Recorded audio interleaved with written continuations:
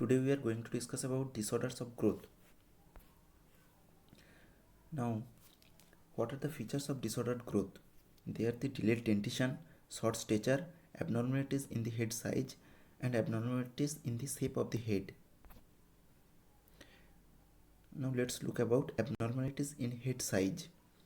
They are categorized as microcephaly and macrocephaly. What is microcephaly?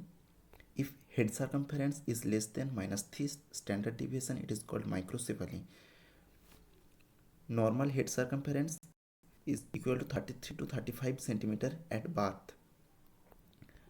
Microcephaly is broadly divided into two types.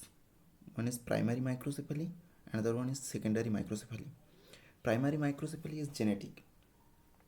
Problem in generation and migration of the neurons leads to primary microcephaly. Now let's see what are the causes of primary microcephaly. They are neural tube defects, neuronal migration disorders, chromosomal abnormalities, and it can be familial also. The secondary microcephaly is also known as acquired microcephaly. It is due to injury to the developing brain. It occurs due to torch infection during pregnancy, alcohol intake during pregnancy, phenytoin intake to control seizure in pregnancy, asphyxia at the time of birth, and after birth due to meningitis and intracranial hemorrhage. There can be secondary microcephaly. Now let's see about macrocephaly. What is macrocephaly? If head circumference is greater than +2 standard deviation, it is called macrocephaly. Now macrocephaly occurs if there is thalassemia. If there is thalassemia, there is periosteal hematopoiesis in the skull. That's why the skull becomes thickened. Subdural widening due to empyema and effusion, that will also leads to macrocephaly. Megalencephaly leads to macrocephaly, and hydrocephalus also leads to macrocephaly. Now let's see about megalencephaly. It can be familial, metabolic. It occurs due to Alexander's disease and Canavan's disease. Now what are the metabolic diseases that will leads to megalencephaly? One is the Tay-Sachs disease and another one is MPS, that is mucopolysaccharidosis. Now let's see about abnormal shapes of the head. To know about abnormal shapes of head, we have to know one term that is known as craniosynostosis. This term, craniosynostosis. What does it mean? It means premature fusion of the sutures. Whenever sutures are fusing prematurely, the skull expands along the same direction of the fusion of that suture. Let's see. This is the skull. This is the skull. This is the anterior portion and it is the posterior portion. It is the sagittal suture. It is the sagittal suture. Now, if the suture is closing from the posterior to the anterior, and if it fuses prematurely, that is the premature fusion of the sagittal suture leads to dolichocephaly. What does it mean, dolichocephaly? It is the elongation of the skull anteroposteriorly.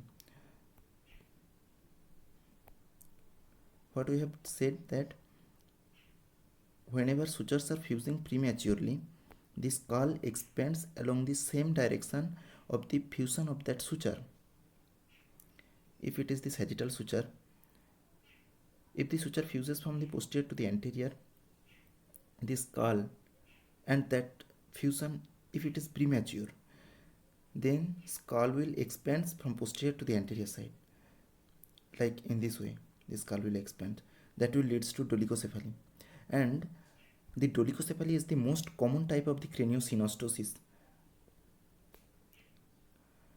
Similarly, if the coronal suture fuses prematurely, it will leads to brachycephaly. If the lambdoid suture, the part of the lambdoid suture, let's say this part, fuses prematurely, that will leads to plagiocephaly. It is known as plagiocephaly. Now, if there is multiple premature sutural fusion is there, that will leads to acrocephaly. That means the tower-shaped skull. The syndrome associated with multiple premature sutural fusion are Apert syndrome and CROUZON syndrome. In Apert syndrome, there is the presence of the syndactyly and cleft palate, but in the CROUZON syndrome, the syndactyly and cleft palate are absent. In Apert syndrome, the IQ of that baby is low, but in the CROUZON syndrome, the IQ of that baby is normal. The common features of the Apert syndrome and the CROUZON syndrome. They are hypertelorism, hypoplastic midface, protruding eyes. See, what does it mean hypertelorism? Hypertelorism means the distance between two eyes is more than a normal baby. See here, the distance is more. Hypoplastic midface means the mid face is hypoplastic. It means this area is very less in compared to a normal baby. Protruding eyes, these are seen in a lateral view. See here, the eyes are protruding in Apert syndrome. These are the common feature of the Apert syndrome and CROUZON syndrome. But I had said that in the Apert syndrome, there is syndactyly, presence of syndactyly between 2, 3 and 4th finger.